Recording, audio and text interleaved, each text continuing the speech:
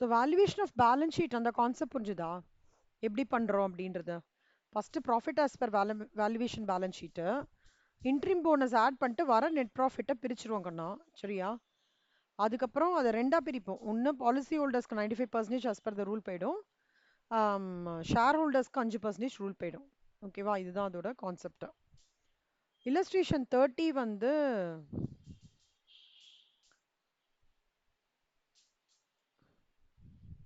ஒரே ஒரு நிமிஷம். Insurance business. சரி, இது ஃபியூ திங்ஸ் நீங்கள் அண்டர்ஸ்டாண்ட் பண்ணிவிட்டு நம்ம சம்ஸ் போனால் கொஞ்சம் ஈஸியாக இருக்கும். ஓகே, இந்தியன் அக்கௌண்டிங் ஸ்டாண்டர்ட்ஸ் வந்து with respect to insurance companies என்னெல்லாம் கொடுத்துருக்காங்க அப்படின்றத இப்போ பார்க்க போகிறோம். 1st April 2020 மேண்டேட்ரியாக இதெல்லாம் சொல்லியிருக்காங்க. யாருக்கெல்லாம் insurance, holding subsidiary, joint venture, associate companies. Holding சப்சிடரினா யாரு? என்ன மாதிரி டைப் ஆஃப் கம்பெனி அவங்க?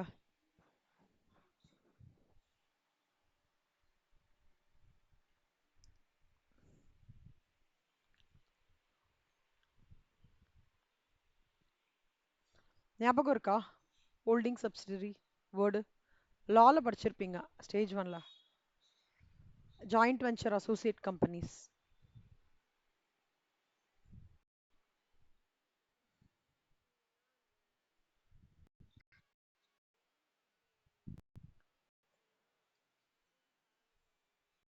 Correct correct correct, very good. அதுல ஒரு பர்சன்டேஜ் இருக்கு, ஞாபகம் இருக்கா?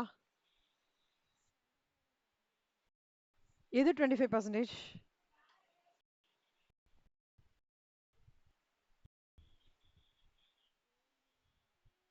அதாவது ஹோல்டிங் ஒரு கம்பெனி வந்து a company that owns a significant portion of voting shares. அதாவது ஹோல்டிங் கம்பெனி வந்து ஒரு கம்பெனியில் 50% மோர் தேன் voting shares இருந்ததுன்னா அந்த கம்பெனிக்கும் இன்னொரு கம்பெனிக்கும் ஒரு ரிலேஷன்ஷிப் வந்து ஹோல்டிங் சப்சிடின்னு சொல்லுவாங்க. ஓகேவா? அதே மாதிரி ஜாயிண்ட் வெஞ்சர் அப்படின்னா என்ன அர்த்தம்னா, ரெண்டு பேருக்குள்ள two or more companies they are basically agreeing to cooperate in a specific project. இங்கே வந்து டிகிரி ஆஃப் கண்ட்ரோல்னா என்ன, ஜாயிண்ட்லி பண்ணுவாங்க. ஒரு பர்சன்டேஜ் 3:2 அந்த மாதிரி பண்ணுறது. அசோசியேட் கம்பெனின்றது which ranges between, I think இப்போ தான் கீர்த்தனா இதான் நீங்கள் சொல்ல வந்தீங்களோ, 20% to 50% ஓட்டிங் ஷேர். அந்த மாதிரி ஒரு சிக்னிஃபிகண்ட் இன்ஃப்ளூயன்ஸ்ல ஒரு கம்பெனி இன்னொரு கம்பெனியை வந்து கண்ட்ரோல் பண்றதுன்னா அந்த செட்டப் பேர் என்ன சொல்லுவாங்கன்னா அசோசியேட் கம்பெனி. புரியுதா? சிவா ஞாபகம் வருதா? சிவா, மித்ரா, லால படிச்சிருப்பீங்க அந்த வேர்டு, ஞாபகம் இருக்கா? ம். மறக்காதீங்க, இது உங்களுக்கு ஃபைனல் வரைக்கும் டிராவல் ஆகும். சரியா? ஸோ ஹோல்டிங் சப்சிடரினா சிம்பிளா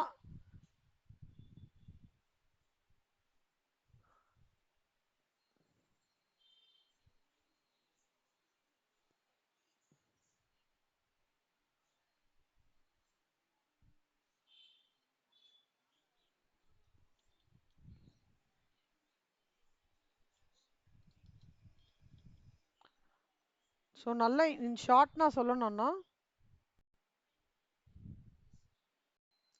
ஹோல்டிங் அண்ட் சப்சிடரி அவங்களோட சிக்னிஃபிகண்ட் இன்ஃப்ளூயன்ஸ் வந்து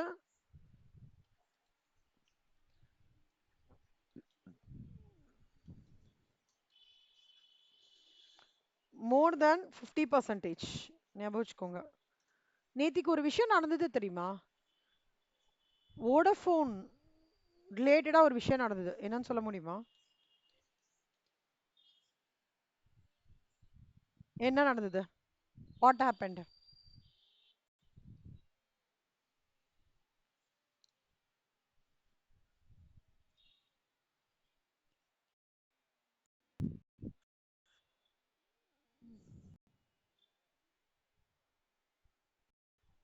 அப்கிரேட் இல்ல கண்ணா, central government has taken over the predominant share of Vodafone. இங்க பாருங்க.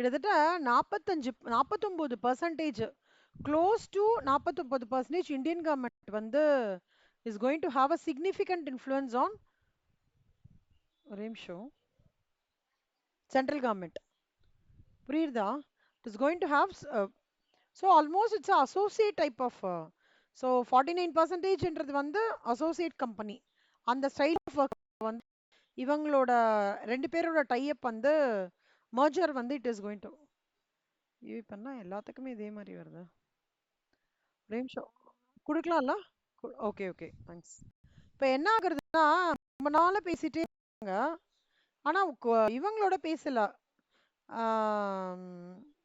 ஆதித்ய பிர்லா குரூப்போட தான் பேசிட்டு இருந்தாங்க ஆனா அது எவ்வளவு தூரம் ஒர்க் அவுட் ஆச்சுன்னு எனக்கு தெரியல கடைசியா இப்போ சென்ட்ரல் கவர்மெண்டோட டைப் ஆயிடுச்சு இப்போ இல்லை இது ரீசெண்டாக ஒரு நியூஸ் இப்போதான் இன்னைக்கு மார்னிங் தான் படிச்சோம் ஒரு நிமிஷம் இது வந்து மோர் ஆஃப் இந்த மர்ஜர் வந்து more of a associated type of merger because associate type of மர்ஜருக்கு தான் 20 to 50%. மோர் தென் 50%ன்றது holding and subsidy company. Joint வெஞ்சர்ன்றது 3:2 4:3 அப்படின்னு சொல்றது.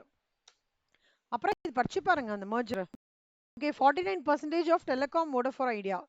Another lifeline from the center which has decided to convert other. Okay. Merge ஆயிடுத்து.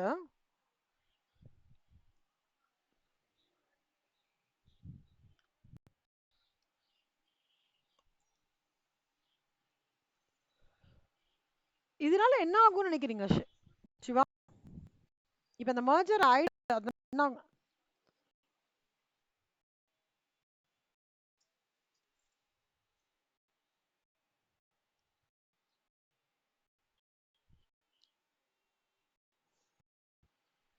அப்புறம் இன்னொன்னு investors point of வியூல நீங்க நினைக்கிறீங்க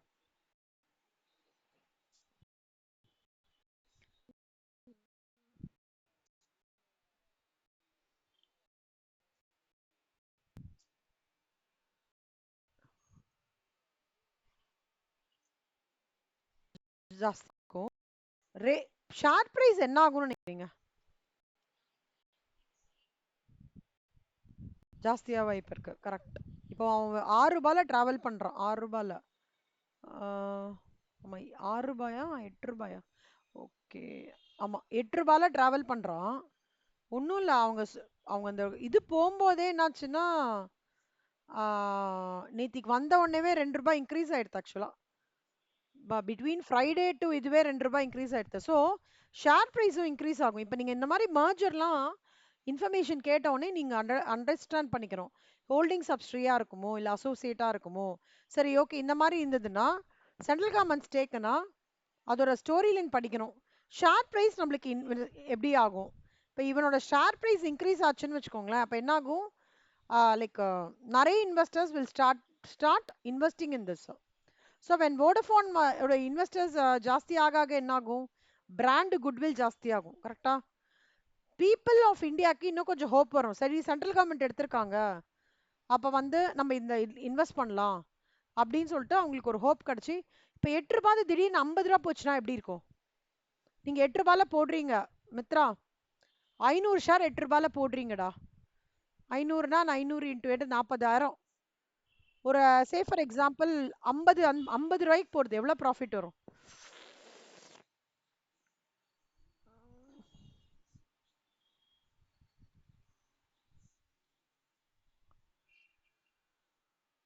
எப்படிடா 10,000 எப்படிடா 10,000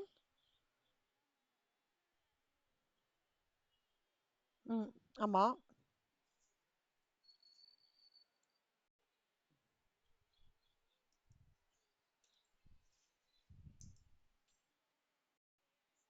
500 ஷேர் அப்ப 5,000 ஷேர் வச்சுக்கலாம் 5,000 ஷேர் வாங்குறீங்க 50 ரூபாவா போயிடுறது அப்ப என்ன ஆகும் 500 இன்ட்டு 50 எவ்வளவு வருது 25 கிட்டத்தட்ட உங்களுக்கு 15,000 ரூபாய் ப்ராஃபிட் கிடைக்கும் இப்போ வந்து இப்போ சிவா ப்ரெடிக்ட் பண்ற மாதிரி there is high possibility that Vodafone share will increase ஆனா நம்ம இதை வந்து இது பண்ணிட்டே இருக்கணும் ரீவிசிட் பண்ணிட்டே இருக்கணும் ஏன்னா அவன் மேக்சிமம் ரூ.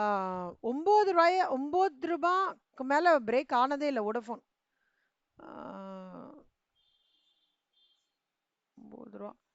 2015க்கு அப்புறம் டிப்பு தான். அவன் கம்ப்ளீட்டா டிப்பு. 69க்கு வந்தான். அப்புறம் ரூ. 10க்கு வந்தான். அப்புறம் ரூ. 17 போச்சு. ரூ. 16 போச்சு. இப்போ இது பிகாஸ் ஆஃப் இப்போ டெய்லி சார்ட் பாருங்களேன். பாருடா. சாரி. இங்க இருந்தாங்களா? ரூ. 6 இருந்ததா? 28ஆம் தேதி இந்த டிக்ளேர் ஆன உடனே என்ன ஆச்சு பாருங்க. ரூ. 8 இன்க்ரீஸ் இன் மூமெண்ட். ஏன்? இன்வெஸ்டருக்கு ஒரு கான்ஃபிடன்ஸ் பில்ட் ஆயிருக்கும். 14% 5 நாள்லே 16% கணும். 1 lakh rupees போட்டிருக்கீங்கன்னு வச்சுக்கோங்க. சும்மா ஒரு எக்ஸாம்பிளுக்கு சொல்றேன். 14%. அப்பனா ரூ. 14,000 3 நாள்ல ரூ. 14,000.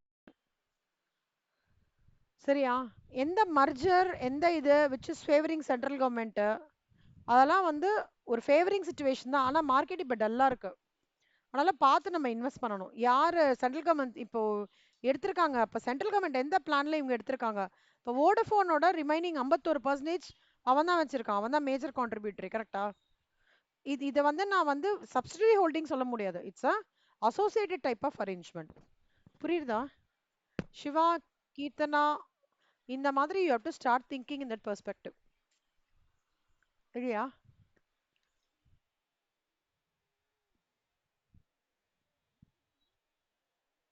யாரு எது? ஆப்பிள் முன்னாடி மாதிரி இல்ல சிவா ஆக்சுவலா. இருங்க நான் காமிக்கிறேன்.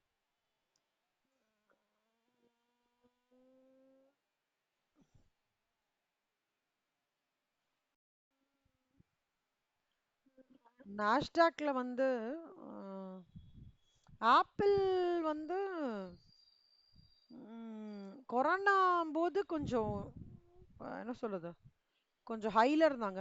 இவங்க எப்படின்னா கட கட கடகடன்னு க்ரோ ஆகாது சிவா. ஆப்பிள் ஒரு மாதிரி மேல வருவோம், கீழே போறோம். ரொம்ப கீழே டிப்லலாம் போக மாட்டோம். ஆப்பிள் பார்த்தீங்கன்னா 2000 1987லேருந்து ஸ்டார்ட் பண்ண ஜேர்னி. ஓகேவா? இப்போ அவங்களோட ஜேர்னி பார்த்தீங்கன்னா 244. இப்போ 5 வருஷத்தோட ட்ரெண்ட் பாருங்களேன். ஆல்மோஸ்ட் இன்க்ரீசிங் தான் கண்ணா. ஆனா கீழே வந்து மேல போய் டக்குன்னு ஒரு இன்க்ரீஸ் கொடுக்காது. இப்போ வந்து ஆம், ஆ, எப்படி சொல்றான், இப்போ எல்என்டி பாருங்களேன். இப்போ apple share it's a good share. ஆனா 2024 255 வாங்கினாங்களா? 24ல டிசம்பர்ல நடந்ததா? இப்போ ஒரு டிப் மார்க்கெட் வந்து கொஞ்சம் டிப்ல போயிருக்கும் போதே 255 ரீச் பண்ணான். ஆனா ஜான் வந்ததோ, ட்ரம்ப் வந்ததுக்கு அப்புறம் டிக்ளைன் ஆயிடுச்சு சிவா ஆப்பிள். ஆனா இப்ப திருப்பி இன்க்ரீஸ் ஆனா ஜூலைக்கு அப்புறம் ஆப்பிள், டெஸ்லா, அப்புறம் அமேசான், ஒரு 6-7 ஷேர் இருக்கு. கண்டிப்பா அதுக்கு வந்து தே வில் see progress அப்படின்னு சொல்லிட்டு ஒரு மாதிரி அசஸ் பண்றாங்க. ஆனா ஒன்றும் இல்லை. இப்போ நீங்க எதுவுமே இல்லை, நாஸ்டாக்னு ஒரு இது இருக்கு. ஓகே, அதுல போய் நீங்க வாங்கிட்டீங்கன்னா ஆப்பிள் கம்மியானாலும் ஜாஸ்தியானாலும், அமேசான் கம்மியானாலும் ஜாஸ்தியானாலும், நாஸ்டாக்னா என்னன்னு சொல்றேன். நீங்க இப்ப இந்த டவுட் கேட்டனால சொல்றேன். இங்க பாருங்க, National Association of Securities Dealers Automatic Quotation System. நீங்க முதல்ல ஒரு 12 14 கம்பெனி டாப் லீடிங் கம்பெனிஸ் வச்சிருக்காங்க. ஓகேவா? What is the composition?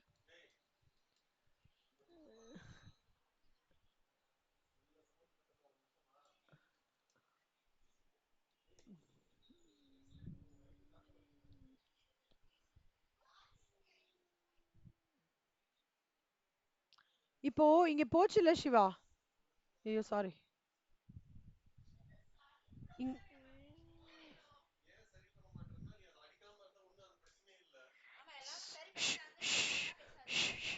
Class class. So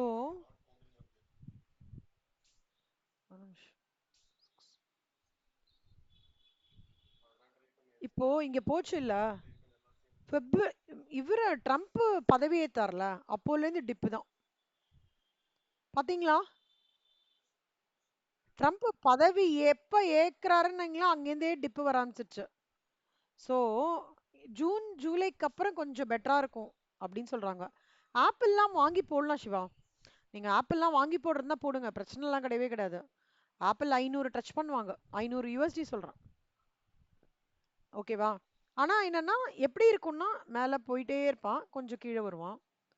மேல அதுக்காக டப்புன்னு அவன் ஆப்பிள் மட்டும் பாத்தீங்கன்னா கீழே டெஸ்லா கூட டப்பாலும் டவுன் ஆயிடுவான், ஆப்பிள் டவுனே ஆக மாட்டான். ஏன்னா அவன் யூனிக் டிமாண்ட், அவனோடது யூனிக் டிமாண்ட். அவன் எப்படின்னா வந்து ஒரு set of class of people அவன் வாங்கிட்டே இருப்பாங்க. ஏன் சொல்லுங்க? கான்ஃபிடென்ஷியாலிட்டி. நீங்க வாங்கலாம்னு இருக்கீங்களா சிவா? சிவா, ஆப்பிள் வாங்கலாம்னு இருக்கீங்களா?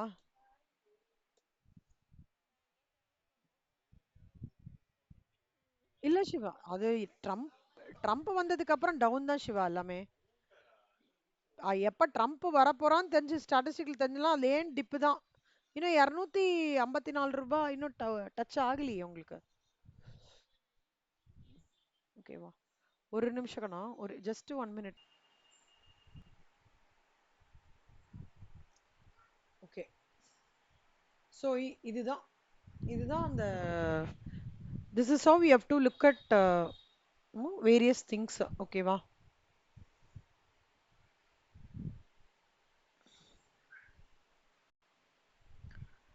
ஹோல்டிங் சப்சிடரி அசோசியேட் கம்பெனிஸ் பார்த்துட்டோமா? Of the above, other than those companies already covered under corporate roadmap announced by MCA. MCA என்றது Minister of Corporate Affairs. IRDA regulations, Insurance Regulatory Development Act. அவங்க என்ன சொல்றாங்கன்னா revenue account, profit and loss account, balance sheet, இது மூணுமே insurance கம்பெனிக்கு financial statements. These are all basically IRD, insurance regulatory development authority, sorry ஆக்டில், and relevant years வந்து இதை ரெண்டுத்தையும் வந்து கண்ட்ரோல் எடுத்திருக்காங்க. இதில் நான் important provisions of insurance company corporate act வந்து என்னெல்லாம் அண்டர்ஸ்டாண்ட் பண்ணிக்கணும்னா செக்ஷன் 30 என்ன சொல்றாங்க அப்படின்னா, இந்த life insurance business in India வந்து okay they should always have a certificate to registration under the insurance act அப்படின்னு சொல்லிட்டு சொல்றாங்க. செக்ஷன் 37 என்ன சொல்றாங்கன்னா, any sum assured by all policies what ever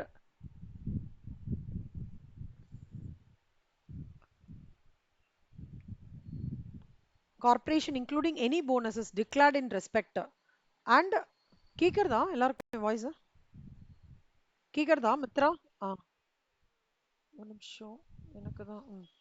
In section 14, the amount assured by all policies issued by the insurer, the liabilities, see, uh, liabilities are இருக்கட்டும், okay, any bonuses, whatever is declared, everything will come under the purview of corporation under this act.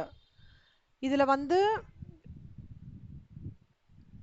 Central government வந்து எந்த அமௌண்ட்டை வந்து guarantee பண்றாங்களோ அந்த guarantee level வரைக்கும் தான் இவங்க வந்து பப்ளிக்கு வந்து நான் இவ்வளவு தூரம் உங்களுக்கு கொடுக்குறேன் அப்படின்னு சொல்லிட்டு அக்செப்ட் பண்ண முடியும்.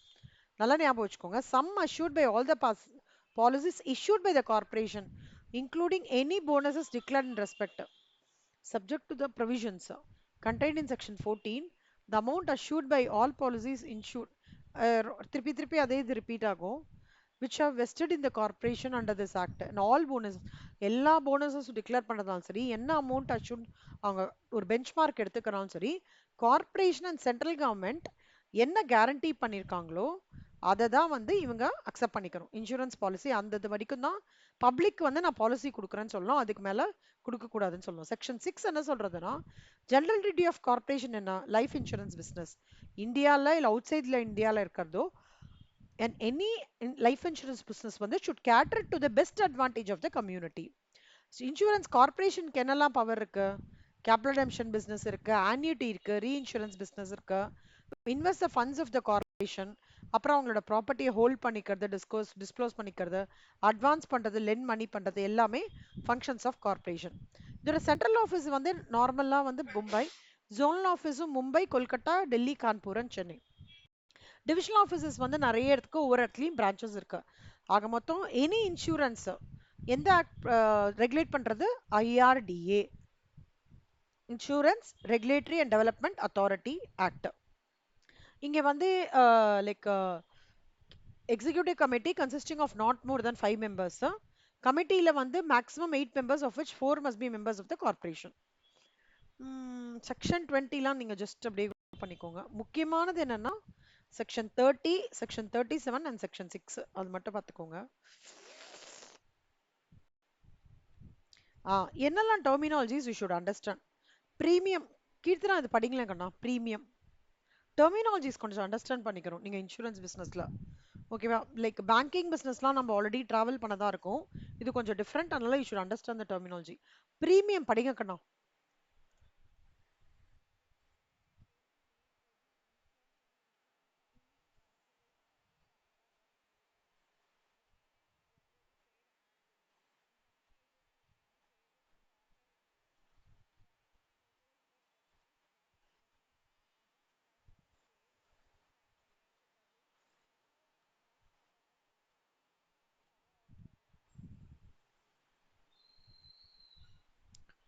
So, it is a payment made by the insured to the insurance company in consideration of the contract. அதாவது இன்சூர்டு வந்து இன்சூர்டு கம்பெனிக்கு வந்து பே பண்ண. இப்போ நான் ப்ரீமியம் எடுத்திருக்கேன், பாலிசி எடுத்திருக்கேன், நான் இன்சூரன்ஸ் கம்பெனிக்கு பே பண்ணும்.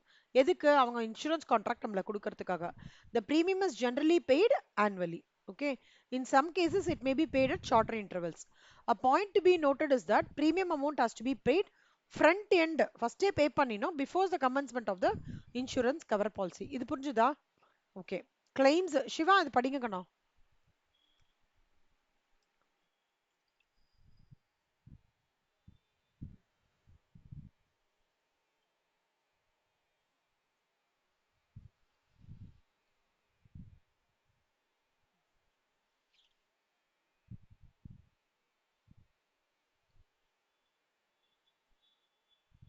சூப்பர். கிளைம்ன்றது என்னன்னா பேமெண்ட் எப்போ டியூ ஆகிறதோ, when any policy வந்து falls due for payment தான் claim occurs. லைஃப் இன்சூரன்ஸை பொறுத்த வரைக்கும் அந்த கிளைம்ன்றது எப்போ வரும்? ஒருத்தர் இறந்து போனாலோ இல்லைன்னா ஒருத்தர் கரெக்டாக பே பண்ணிட்டு 60 வயசு வரைக்கும் கரெக்டாக பே பண்ணிட்டு 61வது வயசுல பாலிசி மெச்சூர் ஆகும்போது அந்த கிளைம்ன்ற வார்த்தை வரும். ஜென்ரல் இன்சூரன்ஸ் பொறுத்த வரைக்கும் இப்போ சில பேர் வந்து நீங்க ஸ்டேஜ் 1ல படிச்சிருப்பீங்க, insurance for the loss of கூட்ஸ்லாம் படிச்சிருப்பீங்க, ஞாபகம் இருக்கா? அதுல எப்போ வரும்?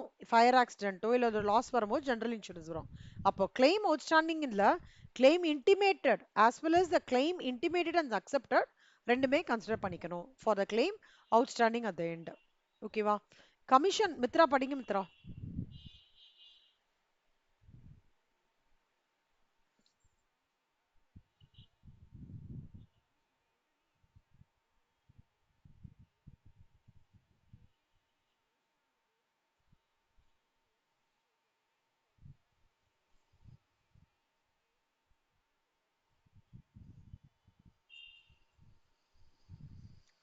இப்போ வந்து இன்சூரன்ஸ் கம்பெனிக்கு வந்து ஏஜென்ட்ஸ், எல்ஐசி ஏஜென்ட்ஸ் சொல்றாங்க, அவங்களுக்கு என்ன பண்ணுவாங்கன்னா இப்போ எவ்வளோ நான் வந்து அவங்களுக்கு பாலிசி ஹோல்டர்ஸ் இன்சூரன்ஸ் கம்பெனிக்கு வருதோ அவ்வளோக்குள்ள லைஃப் இன்சூரன்ஸ் கம்பெனி வந்து அவங்களுக்கு கமிஷன் கொடுப்பாங்க. அதான் commission. Agents receive commission on the basis of the amount of premium they generate for the insurance company.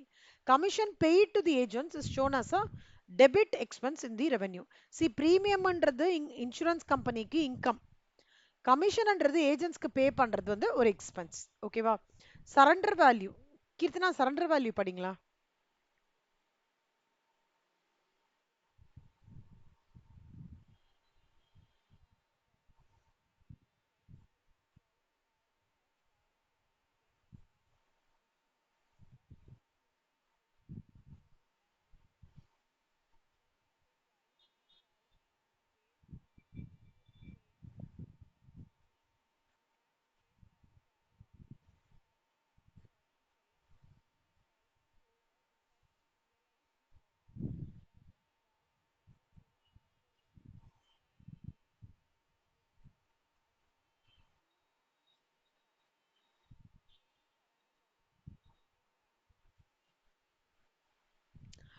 Life பாலிசியில policy normally has value mature ஆகிற வரைக்கும் தான் பாலிசிக்கு வேல்யூ. சப்போஸ் பிஸ்னஸ் ப்ரொமோஷன் பண்ணணும்னா என்ன பண்ணுவாங்க அப்படின்னா இன்சூரன்ஸ் கம்பெனி வந்து they will assign a value to the policy basis on the premium paid. இப்போ வந்து இப்போ ஒருத்தர் பே பண்ணிட்டே இருக்காங்கன்னு வச்சுக்கோங்களேன்.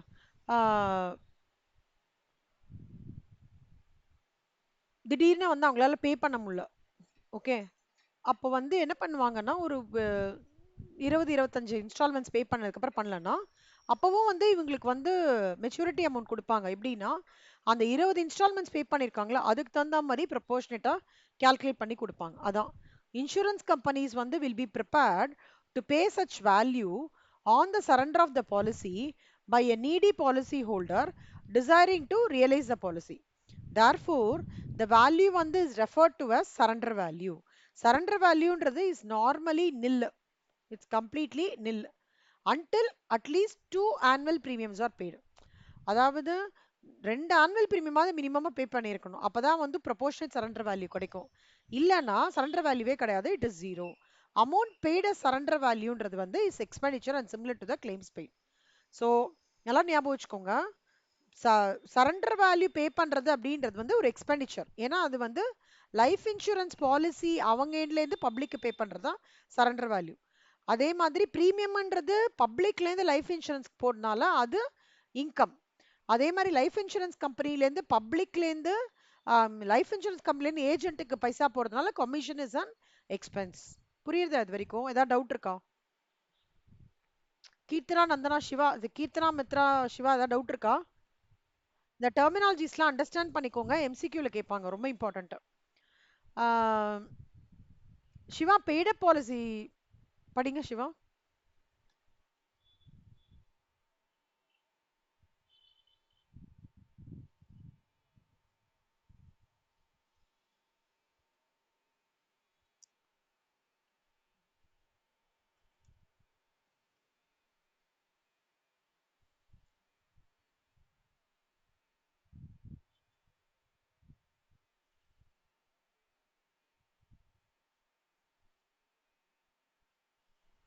A policy holder who has difficulty in paying the premium. யாருக்கு கஷ்டமா இருக்கோ பிரீமியம் பே பண்றதுக்கு அவருக்கு ஒரு ஆப்ஷன் கொடுப்பாங்க to get the policy paid up. In such a case the policy holder வந்து is relieved, he need not pay. Okay, he will be relieved from the obligation for paying of the rest of premium, but he will not get the full value of policy which is calculated as follows. அதாவது எனக்கு 10 லட்சம் ரூபாய் கிடைக்கணும் அப்படின்றது தான் premium maturity period பண்ணணும். நான் policy பே பண்ணிட்டு இருக்கேன், ப்ரீமியம் பே பண்ணிட்டு இருக்கேன், பட் எனக்கு ஃபுல்லா பே பண்ண முடியாத சுச்சுவேஷனா எடுத்து அந்த மாதிரி இருக்குன்னா அப்ப கூட என்ன பண்ணுவாங்க, ஒன்றும் பிரச்சனை இல்லை, எனக்கு நான் பாலிசி வந்து எது வரைக்கும் பேடப் ஆயிருக்கோ அது வரைக்கும் அமௌண்ட்டை வந்து ப்ரீமியம் பே பண்ண வரைக்கும் எனக்கு வந்து the proportionate amount will be paid to me. அதுக்கு தான் எப்படி வரும்னா, இவ்வளோ நம்பர் ஆஃப் ப்ரீமியம் பேபிள்ஸ்க்கு டோட்டலுக்கு வந்து எப்படின்னா, இப்போ நான் ஜஸ்ட் ஒரு calculations,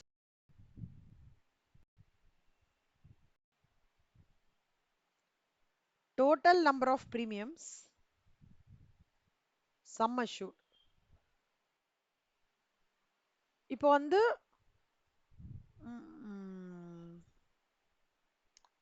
let's take it like this, 12 lakhs sum assured. ஓகேவா? அதுக்கான டோட்டல் ப்ரீமியம் வந்து மந்த்லி எனக்கு ப்ரீமியம்ஸ் பேபிள் வந்து 40 இன்ஸ்டால்மெண்ட்ஸ் வருதுன்னு வச்சுக்கோங்களேன். ஃபார் எக்ஸாம்பிள் நான் வந்து நம்பர் ஆஃப் இன்ஸ்டால்மெண்ட் பே பண்ணது 15 இன்ஸ்டால்மெண்ட்ஸ்னா அப்போ அந்த 15 இன்ஸ்டால்மெண்ட்ஸ்க்கு எவ்வளோ? அப்போ 12 lakhs இன்டூ 15 டிவைடட் பை 40. அப்போனா எவ்வளோ வருது?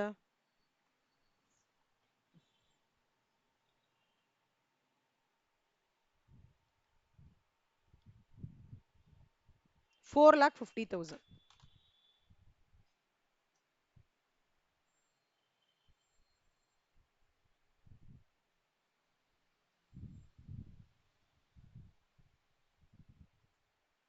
ஓகேவா? அப்ப 4,80,000 ரூபாய் எனக்கு கொடுத்துருவாங்க. ஏன்னா நான் 15 இன்ஸ்டால்மெண்ட் பே பண்ணிருக்கேன்ல, அது மாதிரி. புரிஞ்சுதா அந்த சம்ம? அதுதான் பெய்ட் அப் பாலிசின்றது. So amount paid on maturity in respect of paid off policy is included in the amount of claim. அவ்வளவுதான்.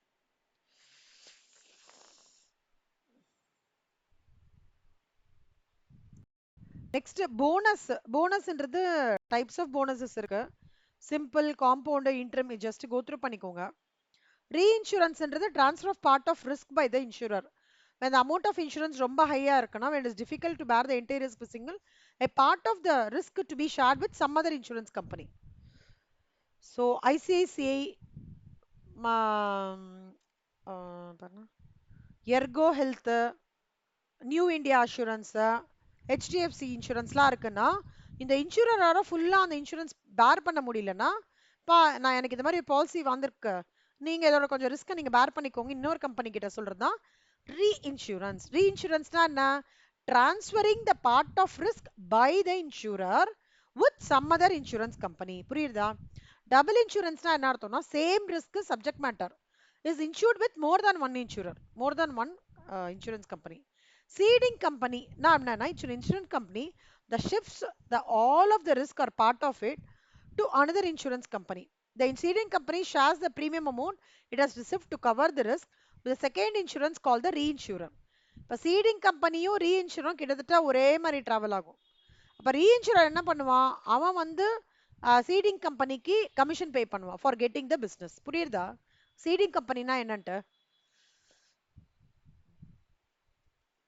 ஏதாவது டவுட் இருக்கா? சீடிங் கம்பெனியும் ரீஇன்சூரன்ஸும் ஒரே மாதிரி கனெக்ட். சரி, ஓகே. லைஃப் இன்சூரன்ஸ் அஷூரன்ஸ் ஃபண்ட்ன்றது excess of revenue receipts over revenue expenditure relating to life business. The fund is available to meet the aggregate liability on all the policies outstanding. Revenue account is prepared every year to sustain the balance of life insurance fund at the end of the year.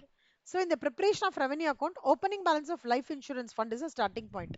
Other items of revenue income are credited to the fund and revenue items of expenses are debited. Okay, va? Resulting figure is a closing balance of the revenue fund.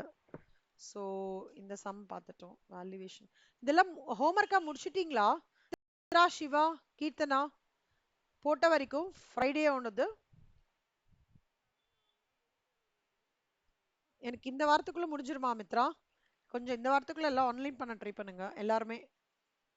ஓகேவா? சிவா நீங்க கொஞ்சம் கஷ்டப்பட்டு பண்ணுங்க. சிவா நீங்க எப்படி இருக்கீங்க? How are you placed ஹோம்ஒர்க்லாம்?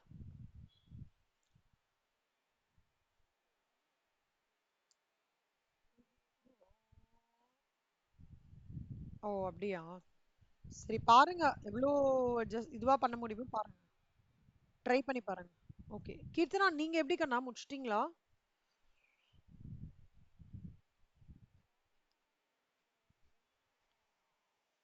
கொஞ்சம் நைட்லாம் உட்காந்து படிங்க செல்லம்.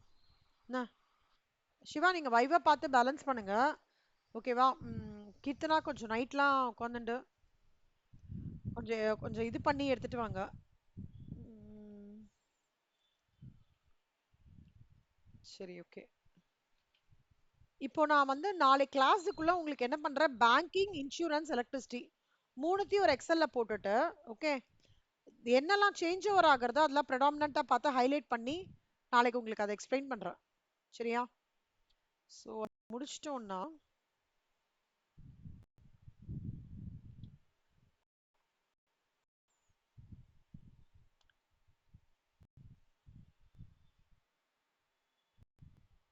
முடிச்சிட்டாங்களா? Super super. அப்ப நீங்க தரவா இருப்பீங்களே சிவா.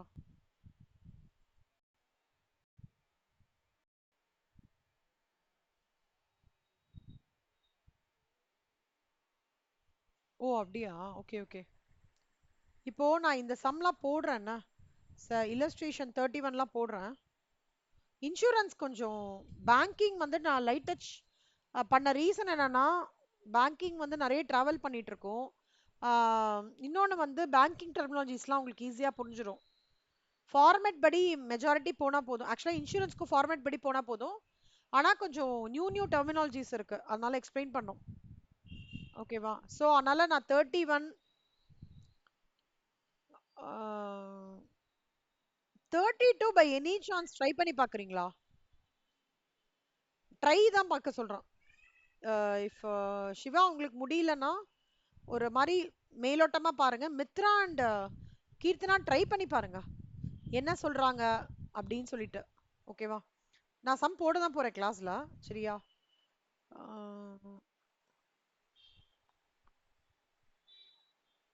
ஓகே இதெல்லாம் நான் போடுறேன் சம்.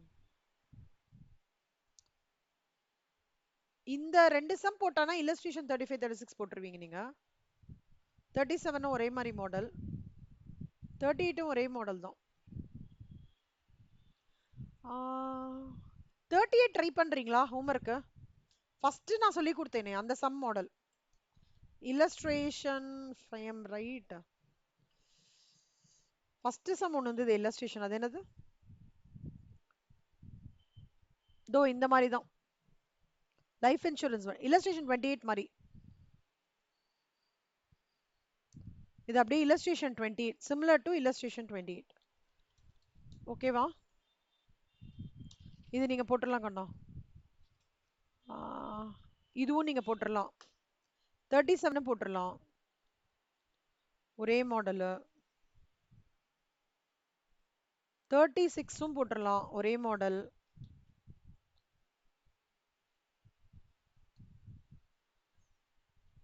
35 34 அதெல்லாம் நான் போடுறேன். ஓகே, 31 லேருந்து 35 வரைக்கும் நான் போட்டுறேன். அந்த லாஸ்ட் ஸ்டெப் மட்டும் நீங்க முடிச்சிடுங்க.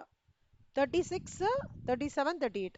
Okay okay super. இந்த ஃபைல் அனுப்பிச்சிடுறேன், ரெக்கார்டிங் இன்னைக்கு அனுப்பிச்சிடுறேன்.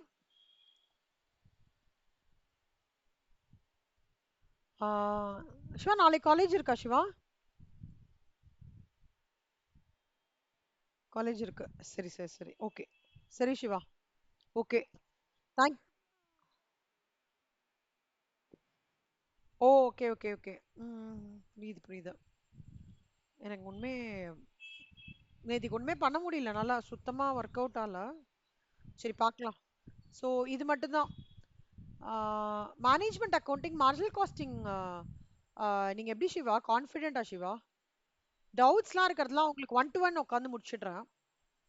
ஆஹ் நான் எதெல்லாம் உங்களுக்கு புரியலையோ, இப்போ இன்னைக்கு எடுத்ததுலாம் பேசிக்ஸ் சிவா. ஸ்டேஜ் 1 எடுத்தேன்ல, பிவி ரேஷியோ அதெல்லாம் தான், அந்த சம்ஸ் தான் எடுத்தேன் உங்களுக்கு. ஸோ ஃபஸ்ட்டு அவங்களுக்கு கொஞ்சம் அதுலேருந்து எடுத்துகிட்டு வந்தோம்னா அதுக்கப்புறம் ஒரு அட்வான்ஸ்டு சம் வரும்போது அப்படியே உங்களையும் கனெக்ட் பண்ணிக்கலாம் அப்படின்னு சொல்லிட்டு. இப்போ எப்படி போட்டுட்டு இருக்கேன்னா, பிவி ரேஷியோனா என்ன, பிஇபினா என்ன, மார்ஜின் ஆஃப் சேஃப்டினா அந்த குட்டி குட்டி குட்டி சம்ஸ் இருக்காது, அதுதான். அதை மட்டும் தான் கவர் பண்ணியிருக்கேன். ஓகேவா? அட்வான்ஸ் ப்ராப்ளம் வந்து நீங்க போட்டு எனக்கு டவுட்லாம் அனுப்பிச்சு விட்டுருக்கீங்க இல்ல? டவுட் 4 சம் ஏதோ டவுட் இருக்கு உங்களுக்கு, பார்த்தேன் நான். அதான் அது வரும்போது உங்க கூட 1 to 1 வச்சு நான் மார்ஜினல் காஸ்டிங் முடிக்கிறேன். இந்த அட்வான்ஸ் ப்ராப்ளம் வரும்போது நீங்க இது பண்ணுங்க, டவுட்டுக்கு 1 to 1 வச்சு முடிச்சுடுறேன். இல்ல அந்த சம்லயே அப்படியே வந்ததுன்னா அப்படியே நான் உங்களுக்கு சொல்லி கொடுத்துறேன் எல்லாருக்குமே. அதோட கிளப் ஆச்சிடும். ஓகே சிவா. ஸோ நான் எதுவுமே நியூவா எதுவும் எடுக்கல சிவா. ஆல்ரெடி ஸ்டேஜ் 1ல கவர் பண்ண பேசிக்ஸ் தான் இன்னைக்கு அவங்களுக்கு எடுத்தேன். நாளைக்கும் அதை தான் கண்டினியூ பண்ண போறேன். நாளைக்கு வர மார்ஜினல் காஸ்டிங்கோடது தான் வந்து எல்லாருமே 4 பேருமே கிளப் பண்ணலான்னு இருக்கேன். ஓகேவா? Sure sure. பட்ஜெட்டிங் முடிக்கல சிவா, ஸ்டேஜ் 1 பட்ஜெட்டிங் தான் சிவா பார்த்துட்டு இருக்கேன். ஸ்டேஜ் 2 ஆரம்பிக்கல. நீங்க எல்லாமே எப்படி? கண்டிப்பா. ஏன்னா ஸ்டேஜ் 1ல பட்ஜெட்டிங் இருக்குல்ல சிவா, அது வந்து ஸ்டேஜ் 1 ஸ்டூடெண்ட்ஸ்க்கு சொல்லி தரேன். ஸ்டேஜ் 2ல வந்து பட்ஜெட்டிங் இன்னும் ஆரம்பிக்கல. பட்ஜெட்டிங் எதுவுமே ஆரம்பிக்கல நான் ஸ்டேஜ் 2. மார்ஜினல் காஸ்டிங் மட்டும் இவங்களுக்கு ஒரு ஹெட்ஸ் அப் நான் மார்னிங் கொடுத்தேன்னா, ஈவினிங் அட்வான்ஸ் ப்ராப்ளம்ஸ் நீங்க வரும்போது அப்படியே ஜாயின் பண்ணிக்கலாமேன்ட்டு தான். ஓகேவா? நான் எதுவுமே அபார்ட் ஃப்ரம் தட் எதுவும் ஆரம்பிக்கல சிவா. இவா 3 பேருக்கு இது பேசிக்ஸ்னால மார்ஜினல் காஸ்டிங் ஆரம்பிச்சேன். அதனால ஓகேவா? ஓகே. வேற எந்த சப்ஜெக்ட்லயும் நான் எதுவும் ஆரம்பிக்கல. நியூ உங்க அதாவது இப்போ யாரையும் ஒருத்தர் இது பண்ணிட்டு எதுவுமே பண்ணல. இந்த ஒரு டாபிக் மட்டும் தான் பண்ணேன். ஏன்னா நீங்க ஸ்டேஜ் 1 ஆல்ரெடி அது ஃபுல்லா பார்த்திருப்பீங்க அப்படின்றதால. ஓகேவா? ஷூர் சிவா. உங்கள விட்டுட்டு யாரையுமே விட்டுட்டு எதையுமே எடுக்க மாட்டேன். ஏன்னா எனக்கு என்ன ப்ராப்ளம் ஆகும்னா, அப்புறம் வந்து அ அப்புறம் ஏதாவது என்ன சொல்றது? ஏதாவது கான்செப்ட் ஏதாவது நான் சொல்லாம விட்டுட்டேன்னா கஷ்டமாயிடும்ல. அப்புறம் அதுதான் நான் வந்து இல்ல தனியா எடுக்கலாம். நான் எங்கேயா கான்செப்ட் ஏதாவது சொல்லாம விட்டுட்டு வேணும் அப்படின்லாம் வேற ஒரு மைண்ட்ல இருக்கு எனக்கு. அதனால முடிஞ்ச வரைக்கும் எல்லாரையுமே நம்ம கிளப் பண்ணிடணும், எல்லா டைமிங்க்குமே அலைன் பண்ணிடணும்னு பார்க்குறேன். வேற பேசிக்ஸ் வந்து இன்னும் கொஞ்சம் அவளுக்கு சொல்லணும்னா அவளுக்கு மட்டும் அந்த தனி செஷன் அது கூட நான் உங்களுக்கு அப்டேட் பண்ணிடுவேன். யார் ரெஸ்பெக்டிவ் இவாளுக்கு இப்போ மித்ராக் முடிச்சிட்டேன்னா கீர்த்தனா நந்தனாக்கு மட்டும் தனியானா உங்களுக்கும் மித்ராக்கும் அப்டேட் பண்ணிடுறேன் அந்த மாதிரி. ஓகேவா? ஷூர். எது இருந்தாலும் குரூப்ல போட்டுருவேன். எது இருந்தாலும் ஜஸ்ட் ஈஸியா இருந்ததா? சூப்பர். இன்னொன்னு எது இருந்தாலும் நான் குரூப்ல போட்டுறேன் சிவா. ஓகே. ஸ்டேஜ் 2 குரூப் தான் ஒரே மோடு. ஸ்டேஜ் 1க்காவது லான்னு ஒண்ணு தனியா கிரியேட் பண்ணியிருக்கேன். ஸ்டேஜ் 2க்கு எதுவுமே கிரியேட் பண்ணல. All under one go. எல்லா இன்ஃபர்மேஷனும் அங்கதான். எஃப்எம்முக்கும் அதுதான். எல்லாத்துக்குமே அதுதான். ஸோ அதனால நான் வந்து இது பண்ண வேண்டாம் பாக்குறேன். தேவையில்லாம கன்ஃபியூஷன்ஸ் கிரியேட் பண்ண வேண்டாம்னு பாக்குறேன். Okay. Sure Siva. Thank you Siva. All the best. 5 நல்லா பண்ணுங்க. ஓகே. Bye bye. ஆ கீர்த்தனா தேங்க் யூ. ஆ தேங்க் யூ கண்ணா.